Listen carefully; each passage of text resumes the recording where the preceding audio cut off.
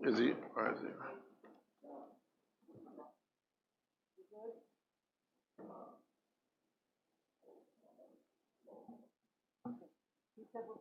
Okay. We will reconvene the Board of Supervisors meeting from January 26, 2021. Our first order of business is adoption of a proclamation designating Sunday, February 7th, 2021 as Fort Chaplain Sunday in Caroline County. There is a resolution in your board packet as well as the history of the four chaplains, and I was asked to have February 7th marked as Chaplain's Day. The proclamation reads as follows. Whereas February 3rd, 2021 will mark the 78th anniversary of the sinking of the troop ship Dorchester, which carried to their deaths four chaplains of three faiths who stood united in prayer as the ship went down. And whereas these four chaplains, Roman Catholic, Jewish, and Protestant, gave their own life jackets to four sailors and thus sacrificed their lives to save the lives of others. And whereas it is fitting at a time when the freedom of the world is in peril that the County of Caroline, Virginia, should give special recognition to the memory of these who sacrificed their lives for the cause of freedom. And whereas the heroic deed of the four chaplains and their combined act of supreme devotion and sacrifice for American liberty and human freedom will be an inspiring and ever shining example of real brotherhood for all time to the people of the world. And whereas we must all see it, that their supreme sacrifice to the cause of human freedom and justice for all shall not have been made in vain. Now, therefore, be it resolved that the Caroline County Board of Supervisors does hereby designate February 7th, 2021 to be observed as Fort Chaplain Sunday in Caroline County, and calls upon all citizens to commemorate the day with the appropriate observance in public places and by prayers in their homes and the house of worship. Adopted this third day of February 2021, signed by Reginald L. Underwood, Chairman, and Clerk Charles M. Culley, Jr.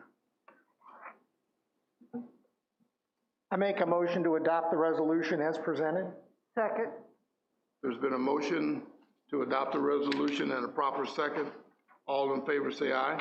Aye. Any opposed? Thank you, Board.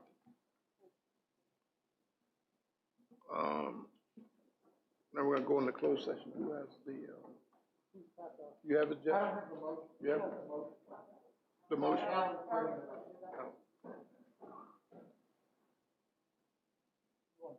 Yeah. Good job.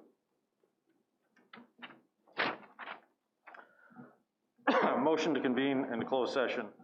I move that this board convene in closed session, closed meeting pursuant to the prospective business or expansion of an existing business exemption of section 2.2-3711.A.5 of the Code of Virginia to discuss the potential expansion of an existing business in the county, which no previous public announcement has been made. Second. There's a motion to go in closed session and a proper second. All in favor say aye. Aye. Any opposed? We will now go into closed session.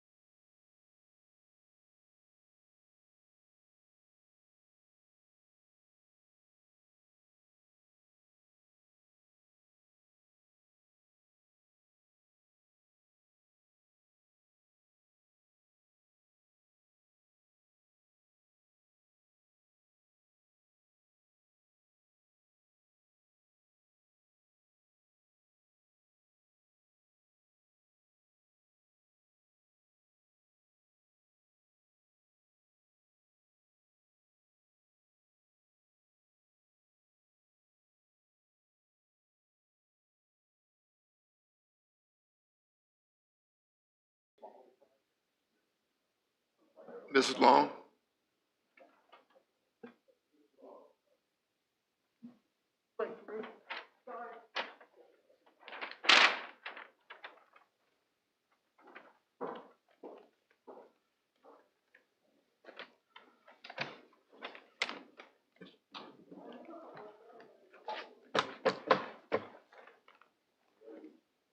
Everybody ready? Mr. Chairman, I move that we make a motion to come out of closed session. Second. Sorry. There's a motion and a second to come out of closed session. All in favor, say aye. Aye. Any opposed?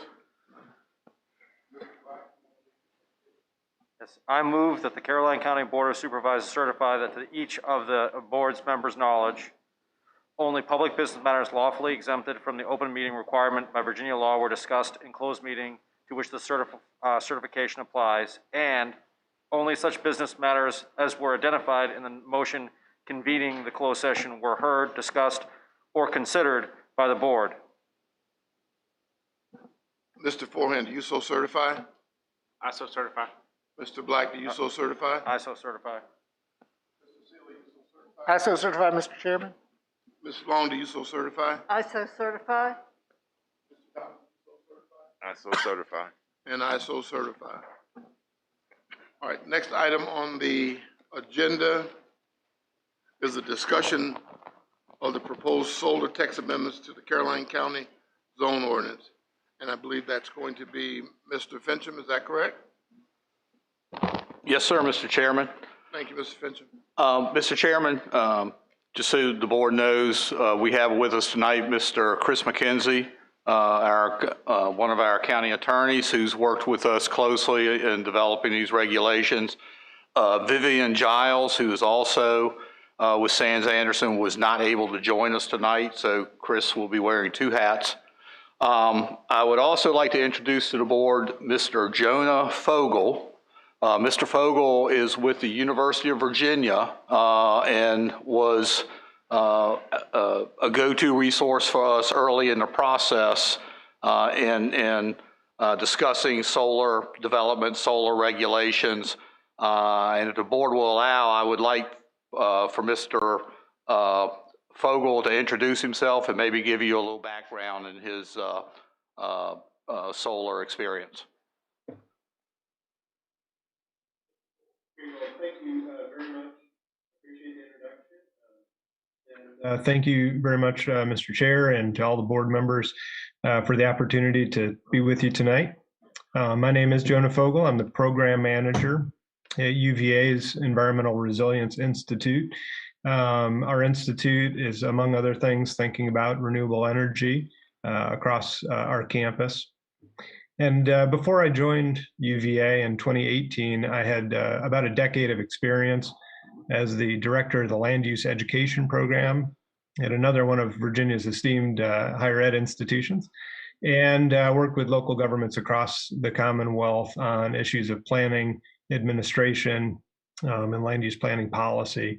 It was through that capacity that in 2016, when utility scale solar started to come about in the state, I had started to field some technical assistance questions and started to build up a knowledge of how these policies intersect with local administration. So I am by no means an expert. I like to think of myself as a knowledgeable person, and coming at this from sort of a generalist perspective of how local administration and this emerging market of solar and renewables writ large intersect with local economies across Virginia. So I'm happy to share what I've learned, and I've been able to sort of reflect what's going on across the Commonwealth, and I'm happy to provide what little I can to the conversation.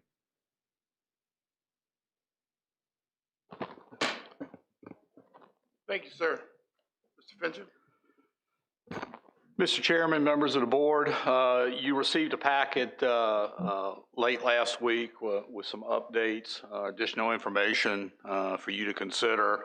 A couple of items were provided in response to our brief discussion at the regular board meeting. We had a request for a list of projects that were in various stages of development here in the Commonwealth of Virginia. So with the assistance of Seth McGon at Sol UNESCO, we were able to develop 2 spreadsheets for your consideration. One is actual projects that have made it at least to the permitting stage, and in some cases are actually under construction or have been completed. So those are what I would call viable projects. The other list you have is a list of projects for which a notice has been filed with PJM, which is the Regional Transmission Grid regulatory entity. So these are the known list of projects that they have in their records. I guess you would call these potential projects. They haven't yet made it to the engineering stage, but there are requests on file for consideration for interconnection with the grid system at some location. And you will see that there are a couple of those in the application process in Caroline County. So that's what we really wanted to show you with that. So, Mr. Fincham, just to be clear, the 2 sheets, the engineered projects, and then the other is the proposed, correct? Yes, sir. The larger amount. Okay. Yes, sir. All right, thank you. Just we have no projects that have yet reached the engineering stage in Caroline County, but we do have several projects that for which a notice or application has been made for consideration and review.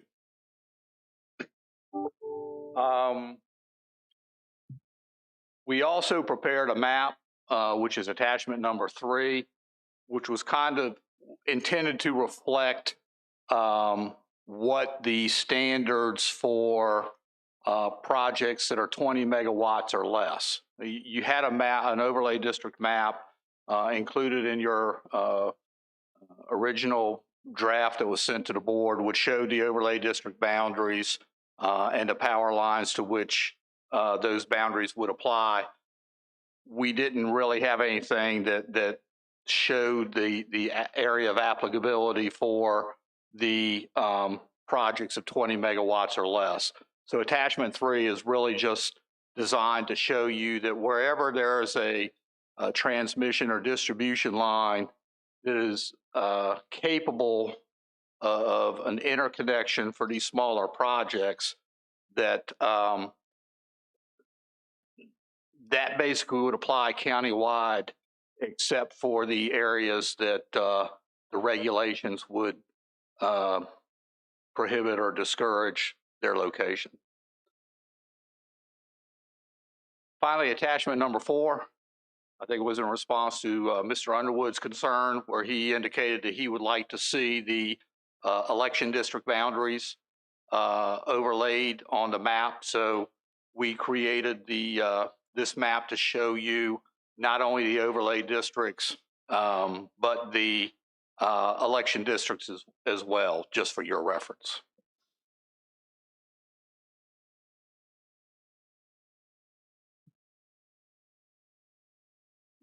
Mr. Fincham? Yes, sir. What is the difference on here between, like, if you look at like Madison District, for example, there's a darker like brown and then there's a lighter brown surrounding it? Okay. The darker brown is actually the boundaries of the growth area itself.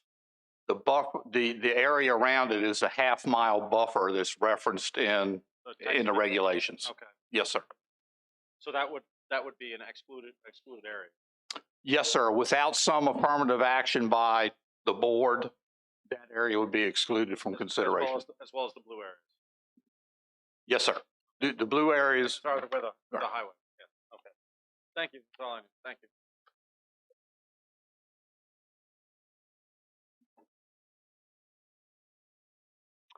Mr. Chairman, I have nothing else. I'm ready to collect and answer questions that you may have. board members, are there? Give you a chance to look at this for a minute. You need a chance to. This is long. Mr. Finch, and one question that I have been asked by a citizen, which I certainly could not answer, is, all right, I've seen solar panels. What's inside there? What happens if one breaks? What do they consist of? Do I need to be worried? Not my field. Not my field either.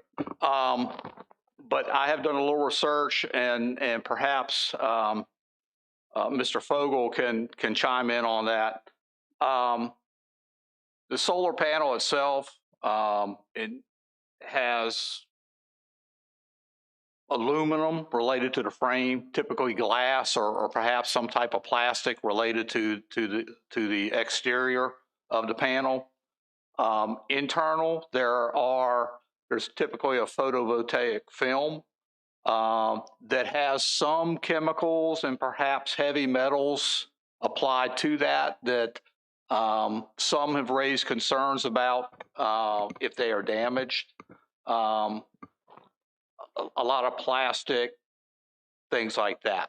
But in terms of specific components, perhaps Mr. Fogel could give us a little more information on that. Yeah, that's a fair assessment, I think. The majority of the materials are things you would find in your smartphone, your computer, that kind of stuff. It's largely made of glass and aluminum, and then the actual black material you see is just silicon, which is very similar to glass. The application of any possibility for leaching or toxic materials winding up on the site is very, very minimal. If you take, there was a study that's referenced in North Carolina where if you take a solar panel in its sort of whole form and you put it into a crucible and you basically melt it down into its component parts and then try to get the toxic material out of it, it is fairly difficult, in fact, to wind up with a chemical mix that would be toxic to humans in any way, and the dilution in the soil, if it were to occur, which I can't imagine you'd have such a high temperature fire on site at all, would also be minimal and very much contained. So the sort of toxicity profile of the standard type panel that you might find in the projects that would come to your county would actually be quite low, and certainly much, much less environmentally toxic than alternative forms of fuel, such as burning coal out of a smokestack and that kind of air quality violation. So the overall level of risk to the community and to the soil is very low. Mr. Fogel, you said a very low. What chemicals or what possible toxins would there be at the worst case scenario? I think that I don't have enough depth of knowledge in that area of the chemical makeup of the panels themselves to be able to answer that in too much more depth.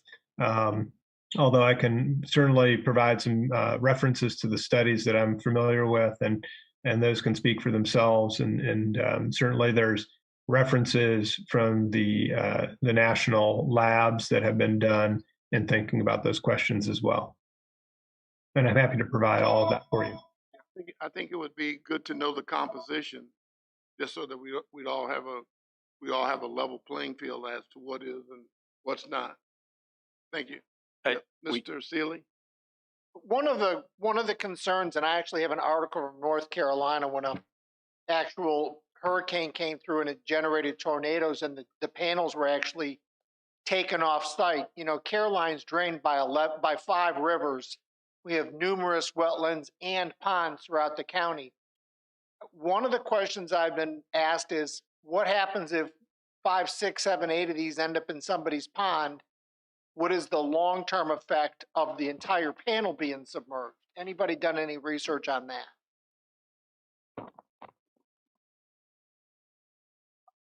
Mr. Seeley? I've done some research as well, looking through what's available. I haven't found anything about the long-term impacts.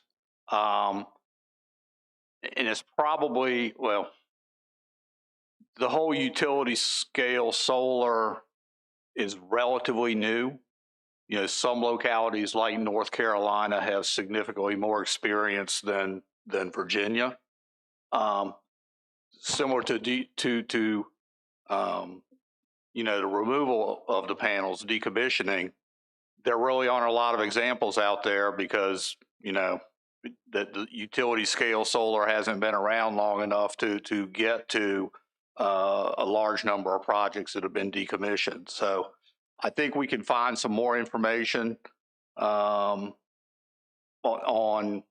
there's probably more information on the chemical composition. You know, cadmium is one that I'm aware of. We could see if we can find some more on the long-term impacts, but I haven't come across anything that really addresses that. And I think that's one of the issues that's out there, that there just isn't that information.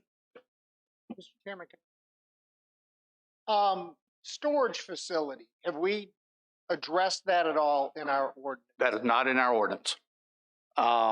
We understand it's in the development phase. There's legislation in the General Assembly this year to address battery storage, but that was not included with our original set of regulations. So we would have to revisit that in the event somebody wanted to do storage? Yes, sir. They have a definition for it, just like they had the solar energy projects. They've gone through, made significant modifications to that section. But yes, we'd have to come back and revisit that. So any solar project would be absent storage? That's correct. At this point in time. Mr. Black? Yeah, I was looking over these, and I've got, I guess, several questions for later on. But I mean, the two big things that I've seen, and maybe the gentleman from UVA can address it, is obviously it's the wave of the future. It's definitely going on now, but I didn't see any regulations in here, Mike, as far as in the Spotsylvania one, and I know the Spotsylvania one is massive. I understand that, the one in the western part of Spotsylvania. But my question is, they're having issues on the trucks coming in as far as the building, the damage to the roads, because they're going through Orange County. Mm-hmm. And Orange County has a huge problem with some of the roads, the rural roads, and you've got these huge trucks come in during building. So I didn't see anything in these when I was reading them that it really addresses that concern. And I don't know if we have anything. I know there's probably only so many limited routes that they can take to one of these places. And then the second one is the biggest one that I've ever researched that that they had a problem with here in Virginia wasn't the solar panels themselves, but it was the erosion. And Surrey, I think it was Surrey County, where they had a massive problem with the erosion from the project. And I'm wondering, I saw in these as well, the text amendments, you had referenced, you know, erosion plan or something. What are we doing to make sure?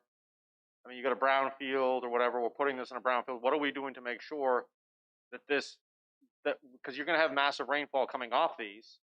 And so it is impervious surface. So you're going to have, so what are we doing to make sure what are we doing to mitigate, I guess, of those two things? We actually anticipate hiring third-party inspectors during the construction process to actually be out on site effectively, you know, during the actual construction. We have one inspector in our office, so obviously a single project is going to be more than we can handle. So we're going to third-party inspections and actually have somebody under our auspices out in the field inspecting these sites daily. We also have provisions that they've got to have their stormwater controls in place before we release large sections of land to clearing. We want to make sure that the controls are in place downstream of that land disturbance in the event that there is a significant runoff event. The solar panels themselves, interestingly, DEQ really does not consider this a large stormwater management issue because the panels themselves rotate, and the water that does run off actually drains onto the land below. So they do not consider that a huge stormwater generator once the project is completed. The real issues, I think, generally are during the construction process itself. Was the issue in Surrey County then? Because I think you probably read about it. Mm-hmm. And King William, I think there was one as well in King William. I mean, so was that issue during the construction, or was that issue because it was my understanding that this was after construction, but it was before any growth had happened in the springtime for grass to get down. So we're in a right. So you still got denuded soil that doesn't have the plant mixture in place to the root system to actually accept that the rain event. So okay. Excuse me. Okay. We will make sure that, I mean, when you said a third-party inspector, is that third-party inspector paid for by the county or paid for by the company? Paid for by the company, reports to us. Okay, that works for me. Or Mr. Fincham, I'm sorry, Mr. Forehand. No, I was just going to comment. All the solar fields I've seen, Mr. Black, are generally mowed. There's grass below it, so it's more like a pasture than anything else. So, I don't have any other questions. Thank you, Mr. Forehand. Mr. Thomas? Yeah, I'm glad we cleared up the cost of the inspectors. The other thing is I guess areas where we have growth, we won't allow any at all, even if there is an area where they could go. Is that It the would plan? require special consideration by the board. Special exception or Special exception, yes. Okay. So you have a growth area. We're saying initially, and I'll use the overlay district as an example, okay? You have your zoning district regulations. That's where we have the 600 megawatt cap, okay? We can't go above 600 until the board itself amends that standard. That's a zoning amendment, okay? You have another set of regulations, such as your growth area and that half-mile buffer, okay? Initially, they stay out of that. That's basically an area we're saying we don't think it's appropriate on its face for you to develop a solar facility in the growth area. For two reasons. Number one, not to impact existing development in the growth area, but the half-mile buffer is basically also a future expansion area that if and when we development dictates, those are areas where we may consider expanding the boundaries of our growth area. On the other hand, as you referenced, there may be a situation where a piece of property perhaps extends into the growth area and the applicant wants the board to consider amending the growth area boundaries to allow that portion of a project to occur. Then in addition to everything else, the applicant would have to come in and make application for a special exception permit specifically for that standard. And you would look at that in detail and make a decision as to whether to modify that standard. So a smaller one, standard zoning, a larger one or one in the growth area requires a special exception. Requires a separate special exception, in addition to the one that they have to apply for anyway. Okay. Because we're going to look, it's almost like a comprehensive plan amendment. Right. We're going to take a look at that in detail. Why is it more important to identify the impacts, et cetera, et cetera. Okay. And the last question I have is that I know there was some discussion, or at least I was told by a representative of a power company, there's some discussion at the state level about locality sharing in the either the energy generated or some of the profits of the energy generated. Are you aware of any of that? Yes, there is revenue sharing legislation that was approved in the General Assembly last year. Excuse me. That's not a zoning issue, so that's the reason it's not in these regulations. That would be effectively an amendment to the county code, probably to our tax regulations in the county code to specifically include that revenue sharing provision in the code so that we could collect that. And it's up to $1,400 per megawatt of electricity produced. So we don't have that particular regulation, which I guess we should right away. In the near term, yes. I would suggest it as either in conjunction with or shortly after you have the public hearing on these regs, that we should bring forth that amendment to the county code as well. I think You should do it actually- at the same time.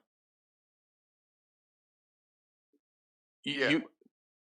But if we adopt this ordinance and the day after we adopt this ordinance, Joe Smith Power Company comes with a project, he's going to be grandfathered. No, sir. He's not grandfathered. No, sir.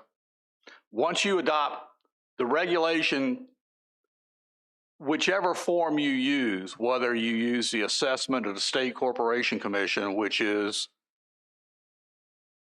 to put it kindly, extremely detrimental to local governments in terms of the revenue generated, or you use this revenue sharing, which is more beneficial to local governments, but still not 100% of the actual assessed value. Can they proffer that? There are other ways where we can discuss, additional capital projects, revenue, et cetera, through the siting agreements. Okay. And Chris and Vivian will take the lead in preparing those documents for the board's consideration. Okay. I just want to make sure that's part of it. Go ahead, Chris. I'm sorry. Yeah, Mr. Thomas, I just wanted to add that Vivian and I have already reached out to county administration to get the ball rolling on crunching those numbers so that we can have specific value propositions for you as far as that revenue sharing goes for you to consider in parallel with this ordinance. So we have that underway. Thank you, Chris. Is it better to look at a given fixed number for revenue sharing versus a percentage of the power generated? Yeah, my understanding. Sorry, go ahead. No, you. Okay. Yeah, my understanding is that we are going to get some sample numbers from hypothetical projects that Ms. Giles has, and use those to create an example calculation of what the revenue sharing would generate at various levels as far as the size of the project goes. And Vivian is honestly the subject matter expert on this.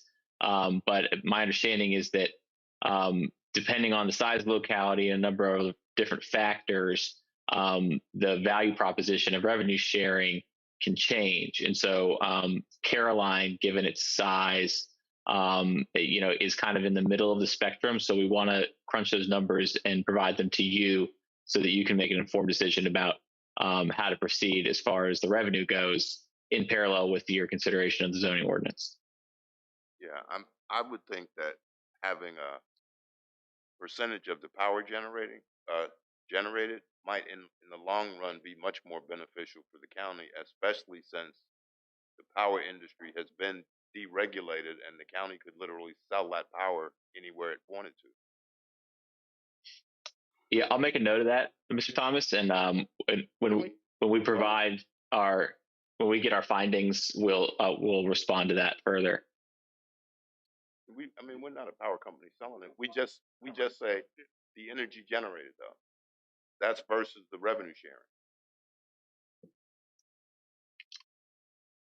I think what they're saying is SEC regulation, whether we assess the panels as property versus assess or getting money based on power. Yeah. And That's right. I mean, Correct. the trade-off in that, I think, is something we need to look at because it's going to be dependent on the size.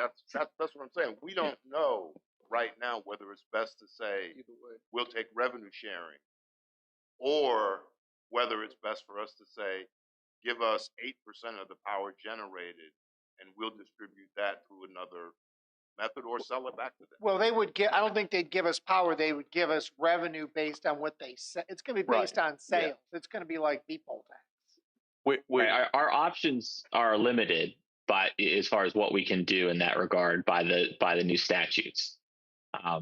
So the proposal we're going to prepare when we work with county administration, finance director, should lay out all of your available options as far as the value proposition for this.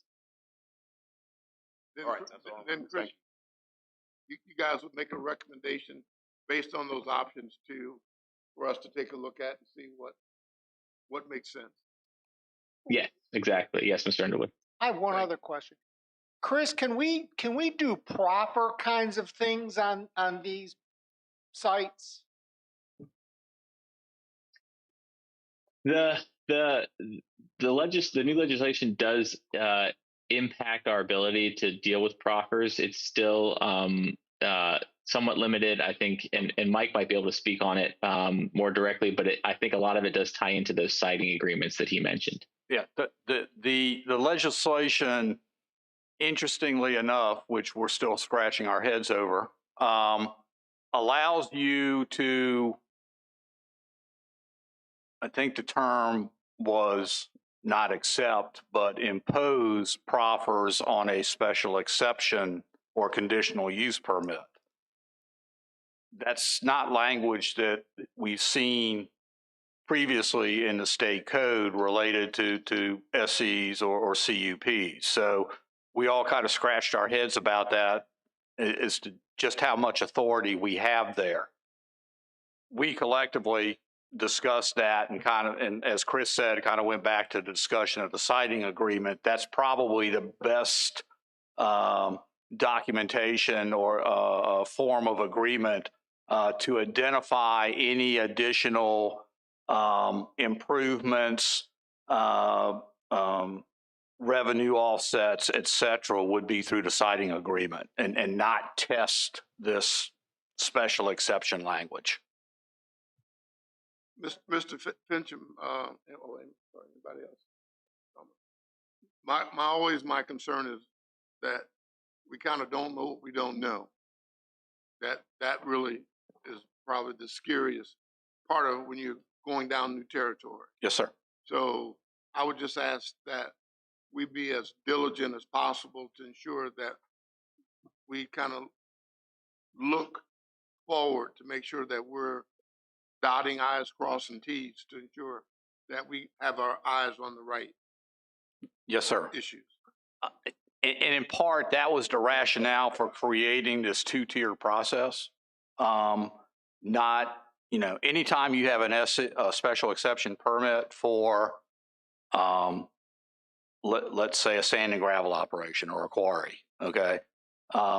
You don't necessarily know when and where that application is going to come in. So one of the thoughts behind the overlay district was to give some guidance as to where the county would consider these larger projects, okay? You still have the general special exception standards out there that allow you to evaluate any project to meet those standards. And you still have the ability at the end of the day, if you don't think it adequately protects the public health, safety, and general welfare and doesn't meet those one or more of those standards, you still have the ability to say no. Thank you, sir. So I guess we should then address each one of the text. See if we want to take the public hearing. Yes, sir, we can do that. Are there any other questions for Mr. Fincham? Yes, sir, Mr. Black. Mr. Finch, on my previous question, you still didn't really, the soil erosion one you did answer, as far as we're gonna make sure. So I would imagine that would mean if these things are going up, they're not gonna go up before we have, like Mr. Forehand had talked about. I'm just thinking of like some bare farmland, if you're going into bare farmland and it's constantly tilled, and then all of a sudden we're gonna put solar panels in. In other words, these things aren't gonna be going up until we have a nice grass structure or field down, correct? Well, there's going to have to be some land disturbance, say to grade the land out. Okay, if you've got a slope, they're going to have to grade it out. Once they finish the clearing, then they actually go in and start putting the infrastructure in place. Before they do that, before they can complete their grading, before they can start their grading, they have to have their ENS and stormwater measures in place. Okay. So you're going to have your facilities down here, as well as any intermittent facilities in place before they start serious land disturbing. Okay, and I guess my first question, and you said that inspector would handle that. I mean, correct? The inspector. Yes, sir. Okay. So, but my first question I had asked you was about the trucks and the impact on some of our rural roads. Mm-hmm. I mean, how did you say? Because I don't think it really addressed that when you talked to me. Like, how are we handling that? We actually asked them to do construction sequencing and identify the traffic impacts building up to the actual construction of the facility. So we want to see the roads, where they're coming from, truck volumes, et cetera, et cetera. I didn't have time to find a specific reference, but I will find that for you and get it to you. Yeah, because that's I believe there's a lawsuit going on between Orange County and Spotsylvania. Yes. Because the major project is in Spotsylvania, but they're using Orange County roads, and so they're using Virginia roads, happen to be in Orange County, right. Yeah, well, true, but yeah, I mean that's a good point. But I mean, so I just want to make sure that we're kind of clear on that. Yes, we were aware of that and built some provisions into our ordinance to address it. I'll get you the specific section. Mr. Chairman, one last, if you don't mind, before we get to the text amendment. Sorry. As far as, so if the county, let's say the county wanted to, and this is, I don't know if counties, because since the General Assembly passed their you can charge so much per kilowatt hour. I don't know if counties that have decided to go with that, or do they have a choice to go with that, or do the personal property tax? Yes, they have a choice, and the assessment would be through the State Corporation Commission. Okay, so I just want to give a scenario, and I talked about it before actually, on the parking lot. Let's say that there's this solar project that's been approved is, say, 500 panels. I'm just throwing that out there as a number. There's 500 panels in this solar project. It's been around for 10 years, and we get a major hailstorm. You have 200 of them damaged. So we've depreciated for 10 years.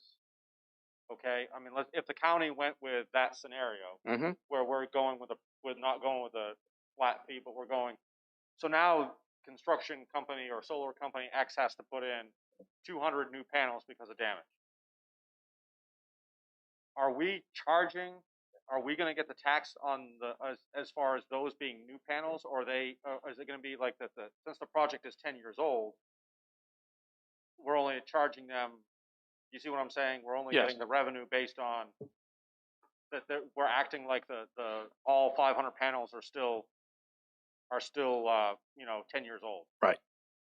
That's not going to be our call. That's going to be State Corporation Commission. Okay. As to how they factor in that depreciation and installation of any new facilities.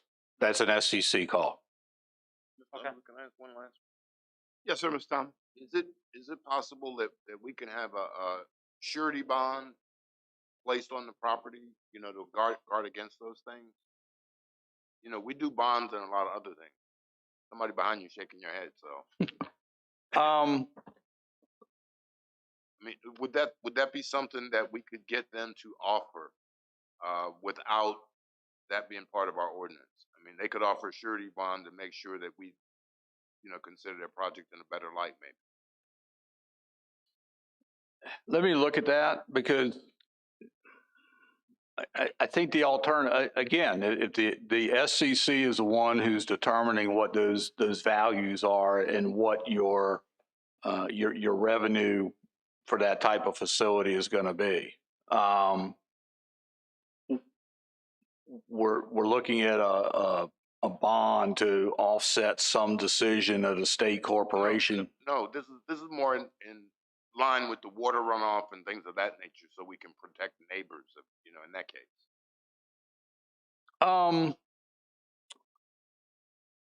Let me look at that. I mean, technically, once everything's installed, you've got your grass in place, you've got your landscaping and your buffers in place. We should have, in theory, a good idea as to whether there are any issues that need correction or not. But we'll take a look at that. Thank you. Yes, on that same point, aren't we going to have a bond or funds toward the decommissioning? So if there were any issues, there is some security there, correct? Yes, there is provisions for surety for decommissioning a project that is intended to ensure that the facilities are removed correctly and the land is returned back to a usable state, which is what that bond is there for. Right, and then I also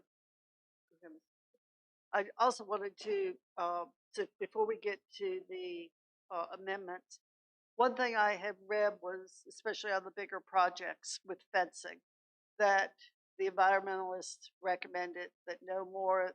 Well, they liked 30, but they said you could push it to 40 acres of panels be fenced in with crossways and travelways for equipment and wildlife in between, but it shouldn't just be one big mass field with a couple of roads going down the side. Is that something that is done in planning, or do we need to put that in the ordinance? I'm not sure I would put it in the ordinance because I don't think you can make one size fit all. I think we're better off looking at each application on a case by case basis, and having that discussion during that review process versus some strict standard that may not make sense. Just so our planners know, that was the recommendation for this environmental panel. So until I see differently, that's what I'm going to lean toward. And then lastly, and this is mostly for clarification, I did have a citizen come to me and saying, well, you're doing all this big amendment, but I want to put solar, in my backyard or on my roof. This will not affect citizens for private solar panels at all. They can do that right now.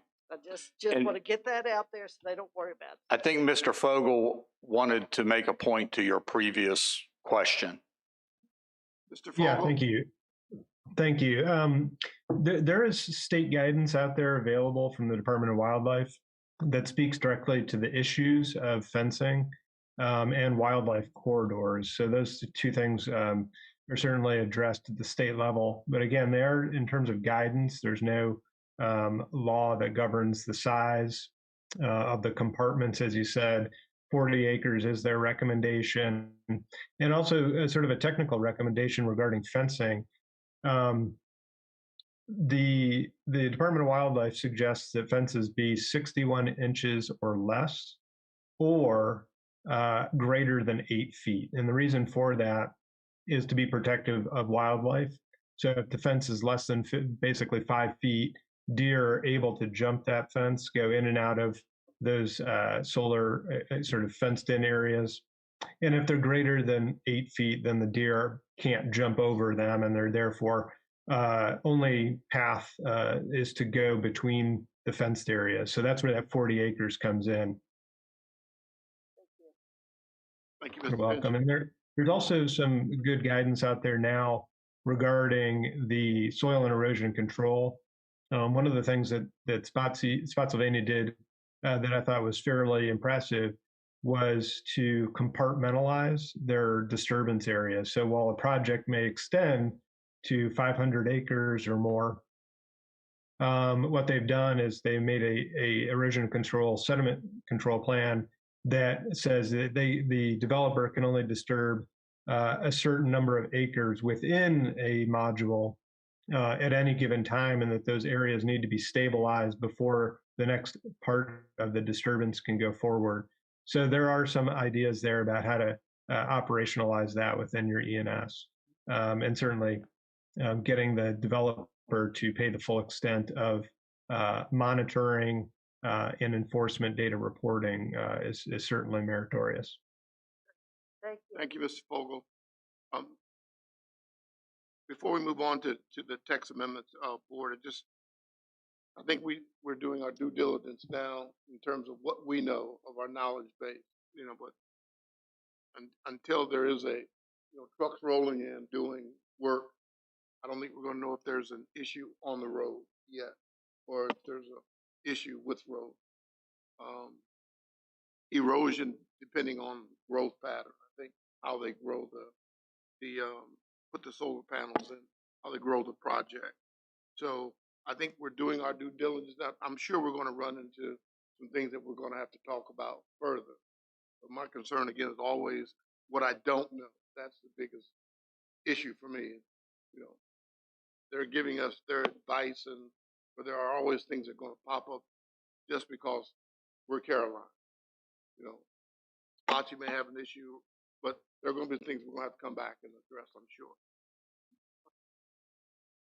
At the board's pleasure, I'd like to go ahead and address the text amendments. So what is the forward at? What are we looking for action-wise, Mr. Fincham? Are we going to go to another reading? We're going to go to public hearing? I'm actually seeking direction from the board, whether you want to have a continue the first reading, and I'll try to get some of these answers back to you. Whether you want to go to public hearing and I try to get these, it's really up to the board.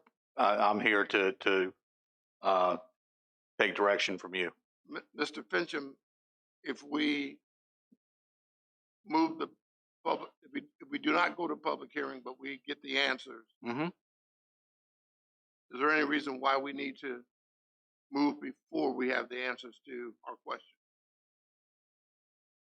No, I think you need to be comfortable with the regulations and the answers. And if the answers caused you to make changes to the draft regulations, then that should be done prior to the public hearing.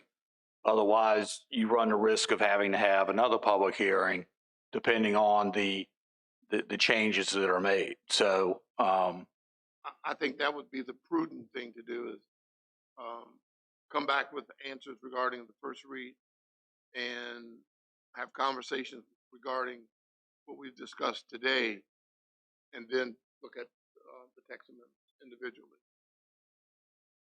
Is there any? One question. I had some comments at the last board meeting so those comments probably haven't been incorporated yet?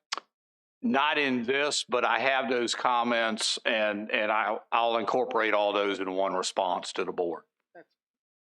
So I could probably have that. Remember, we meet Tuesday, so. Not that quick.